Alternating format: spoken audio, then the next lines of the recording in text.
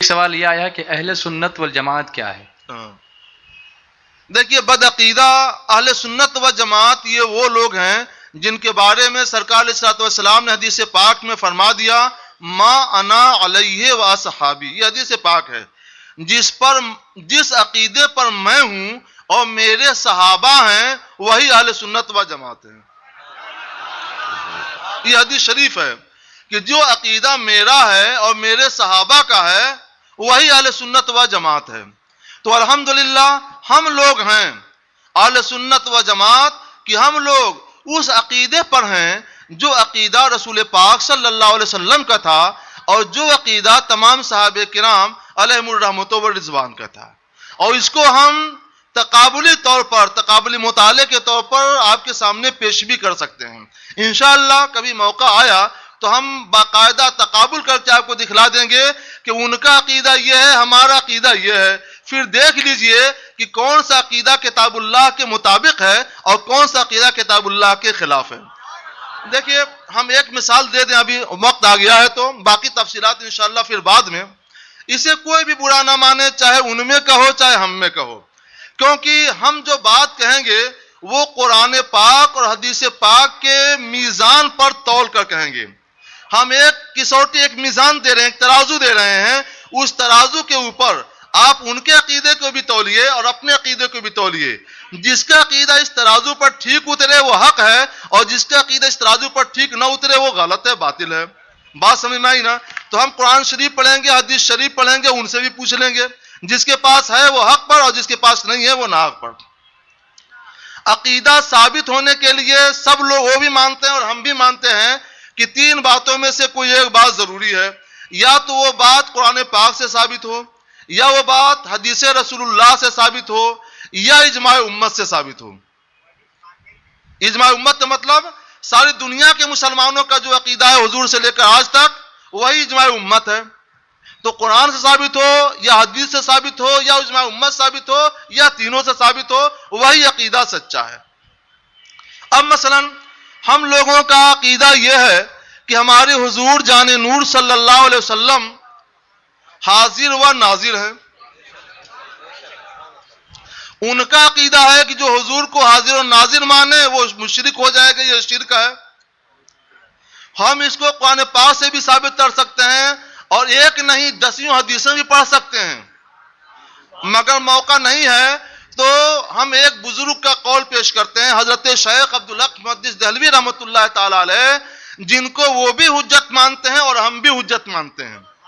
انہوں نے اپنی کتاب سلوک و اقرب السبل میں لکھا ہے کہ علماء امت میں فروعی مسائل میں تو بہت کچھ اختلاف پایا جاتا ہے، مگر اس مسئلے میں پوری امت مسلمہ میں سے آج تک ایک بھی فرد مسلم کا کوئی ذرہ برابر بھی اختلاف نہیں ہے کہ ہمارے حضور جان نور صلی اللہ علیہ وسلم حقیقی دنیاوی زندگی کے ساتھ زندہ ہیں اور امت کے اعمال پر حاضر ہیں، ناظر ہیں.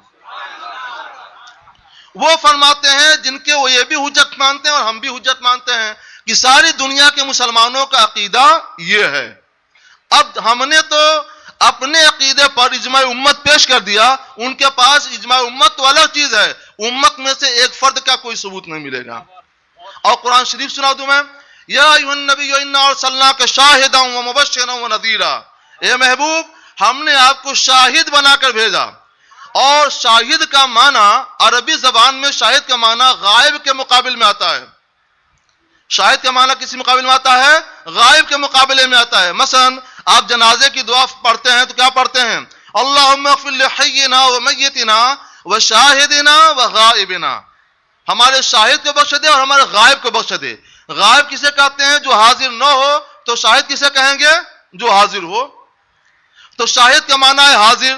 اب وہ کہتے ہیں ٹھیک ہے صاحب، شاہد کے معنی حاضر ہے تو حضور حاضر تو ہوئے، ناظر کہاں ہوئے؟ تو ہم کہتے ہیں نادانوں، اتنے لوگ یہاں پر حاضر ہیں، اگر ان کے پاس آنکھ ہے تو یہ ناظر بھی ہیں.